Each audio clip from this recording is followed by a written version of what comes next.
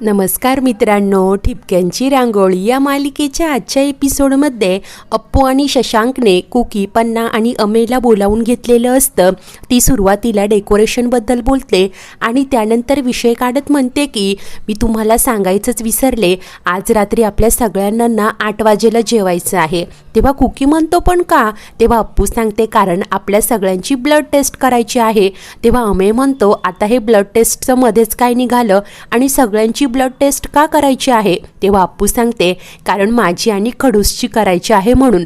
तेव्हा कुकी म्हणतो एवढंच ना, मग तुम्ही दोघांनी करा ना, उगीच सगळ्यांची ब्लड टेस्ट कशाला करायची आहे? तेव्हा अप्पू म्हणते ते काही नाही, ब्लड टेस्ट ना सगळ्यांचीच करायची आहे.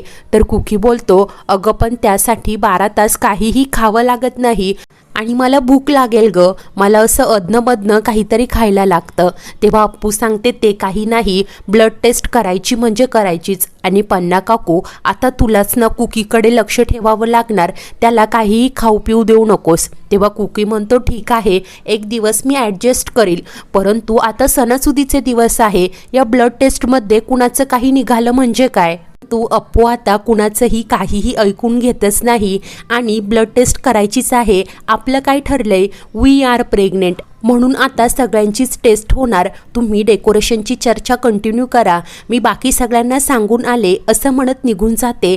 तेव्हा आता कुकी शशांकजवळ येऊन म्हणतो अप्पूच्या प्रत्येक होला हो करायलाच हवं का? तेव्हा शशांक बोलतो जर ती गोष्ट आपल्या हिताची असेल तर का नाही, आणि तो सुद्धा निघून जातो. अमे आणि कुकीचे चेहरे मात्र पडलेले असतात. आता त्यानंतर अप्पू दादांकडे येते. तेव्हा दादा म्हणतात माणसी 2000 रुपये, मग आपल्या घरात 13 माणसं आहेत, म्हणजे फक्त ब्लड टेस्टसाठी 26,000 रुपये खर्च करायचा आहे. काय झाडाला लागतात का ग? तेव्हा अप्पू म्हणते दादा काका तूच म्हणतो ना, गरजेच्या गोष्टीमध्ये पैसे खर्च करायला काहीही हरकत नाही. आणि मुळात तुम्ही म्हणजे सिनियर सिटीजनने ही ब्लड टेस्ट, तू ब्लड टेस्ट म्हणूच नको, रुटीन चेकअप म्हण, हे करणं ना मस्ट आहे. तेव्हा दादा सांगतात हो ना, मग तू आणि सुमी ही टेस्ट करून घ्या, इतर सगळ्यांनी करायची काय गरज आहे? एवढे पैसे का खर्च करायचे? अप्पू सांगते पण दादा काका जर कुणाला काही झालेलं असेल तर आपल्याला वेळीच कळेल ना, आपण वेळीच ट्रीटमेंट सुरू करू शकू. तेव्हा दादा म्हणतात मला खात्री आहे कुणाला काहीही झालेलं नसणार. तेव्हा अप्पू म्हणते ते तर चांगलंच असेल ना, परंतु मी तुला फक्त एक साधं कॅल्क्युलेशन सांगते, जर समजा पुढे जाऊन आपल्या घरातील कुणाला काही झालं ना, तर एका माणसाला ॲडमिट करण्याचा हॉस्पिटलायझेशनचा खर्च 3 लाख रुपये असेल. आता हिशोब कर हं, आपल्या घरात 13 माणसं आहेत, 13 माणसांचे लाखाप्रमाणे 39 लाख रुपये होतात. आणि हे फक्त हॉस्पिटलचं झालं हं, बाकीचे गोळ्या, औषधं, ही टेस्ट ती टेस्ट असे सगळे मिळून दादा काका 50 लाख रुपये होतात. तू ना याकडे सेव्हिंग म्हणून बघ, 50 लाख कुठे आणि 26,000 कुठे? हे सगळं ऐकल्यानंतर दादांची तर बोलतीच बंद झालेली असते. ते गोंधळतच पुन्हा एकदा कॅल्सी हातात घेऊन हिशोब करू लागतात. अप्पू खुश होत सांगते की अरे स्वस्त 26,000 फक्त आज आपल्याला ना 8 वाजेच्या आत जेवायचं आहे. दादा फक्त मान डोलावतात. नंतर दुसऱ्या दिवशी सकाळी अखेर आता सर्वजण हॉलमध्ये जमा झालेले असतात. ब्लड सॅम्पल कलेक्ट करण्यासाठी एक नर्स आलेली असते. ती अप्पूचा ब्लड सॅम्पल घेते, एका बॉटलमध्ये कलेक्ट करून त्यावर अप्पूचं नाव लिहिते आणि त्यानंतर अप्पू आता कुकीला म्हणते की चल ना. तेव्हा कुकी अमेला सांगतो तू हो पुढे. अमे म्हणतो असं काय करतोय? अरे तू तर आपल्या गँगचा कॅप्टन आहेस कॅप्टन. तेव्हा कुकी म्हणतो म्हणूनच तर सांगतोय तू पुढे हो.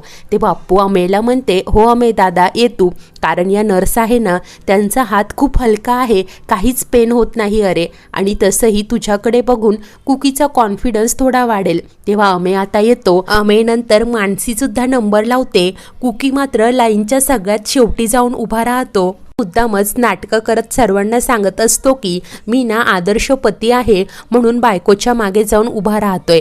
त्यानंतर आता सुमी, प्राची, शांक, पन्ना असे सर्वांचेच नंबर आलेले असतात. कुकी मात्र मनातून पार घाबरलेला असतो. इकडे सुई टोचताने पाहून दुसरीकडे त्यालाच पेन होत असतं. त्याचा चेहरा वेडावाकडा झालेला असतो. पन्नाचा नंबर आलेला असतो. कुकी प्रेमानेच म्हणतो की जरा हळूच, ती ना माझी बायको आहे. तेव्हा ती नर्स बोलते खूपच प्रेम आहे वाटतं, असंच प्रेम राहू द्या. तर पन्ना म्हणते की हेच जास्त टोचलं. आता त्यानंतर कुकी लगेचच म्हणतो ओके झालं सगळ्यांचं, चला या मार्गाने या. तेव्हा आता अमे आणि शशांक बळजबरीनेच कुकीला चेअरमध्ये आणून बसवतात. म्हणते की काय हो लहान मुलांसारखं करताय. तर प्राची सांगते हो बाबा, तसंही यांचा हात ना खूप हलका आहे, अजिबात दुखणार नाही.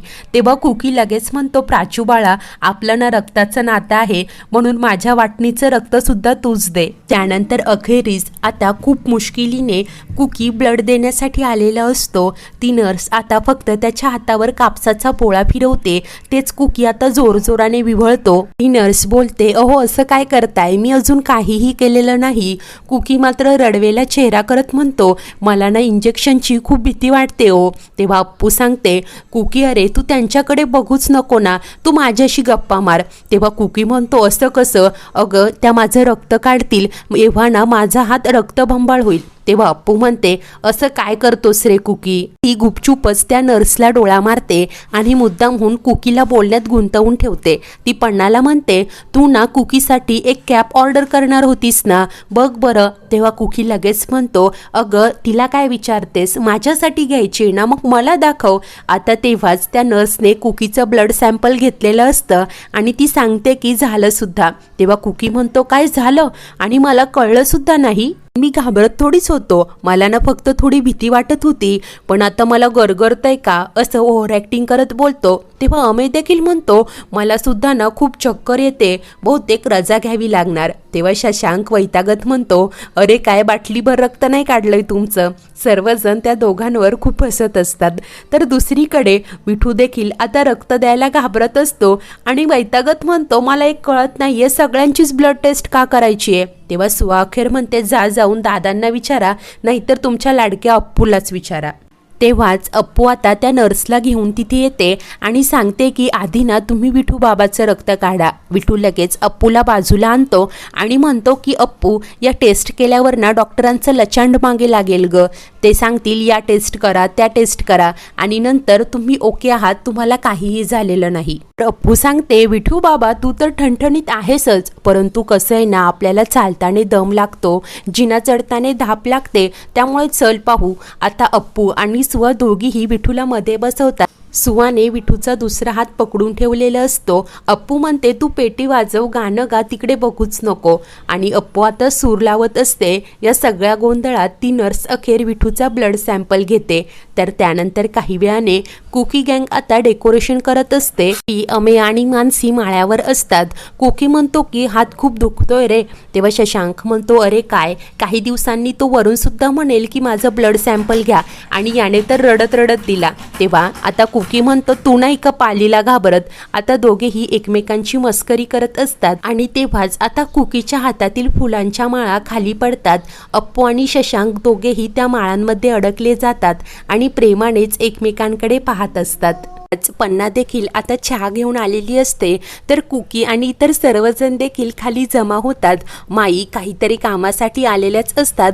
कुकी माईंना गप्प करतो. सुमी सांगते अगं ते लव्ह बर्ड्स बघ कसे एकमेकांमध्ये हरवून गेलेत. तर इकडे अप्पू आणि शशांकला मात्र आजूबाजूचं काही भानच उरलेलं नसतं.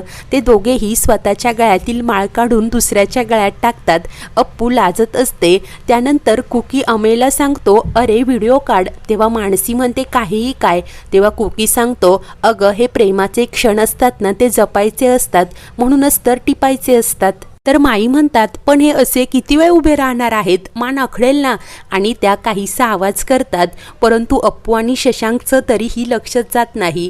त्यानंतर काही वेळातच सर्वजण त्या दोघांच्याही भोवती जमा होतात आणि एकसोबत जोरजोराने खोकण्याचा आवाज काढू लागतात. तेव्हा कुठे अप्पू आणि शशांक दोघेही भानावर येतात. अमे बोलतो अरे तुम्ही दोघे आई बाबा होणार आहात आणि तरीही तुमचा रोमॅन्स तर कमी होतच नाहीये. तेव्हा अप्पू सांगते अरे आता तर प्रेम वाढायला हवं ना, आणि आमच्या होणाऱ्या बाळालाही कळू देत की त्याच्या आईबाबांचं एकमेकांवर किती प्रेम आहे ते. ऐकताच आता सर्वजण अप्पूची विकेट घेतलीला चिडवू लागतात. अप्पू लाजूनच आत निघून जाते. तेव्हा माई म्हणतात, आणि याचं काय? कुकी बोलतो, काय सायंटिस्ट? तेव्हा आता शशांक खाली पडलेल्या माळा हातात घेतो, उगीचच उभा राहतो आणि त्यानंतर लाजूनच हसतच तिथून निघून जातो. तेव्हा कुकी म्हणतो, सायंटिस्ट लाजला, आणि सर्वजण दोघांवरही खूप हसत असतात. अशाच नवीन भागांच्या अपडेटसाठी आपल्या चॅनलला नक्की सबस्क्राईब करा. धन्यवाद.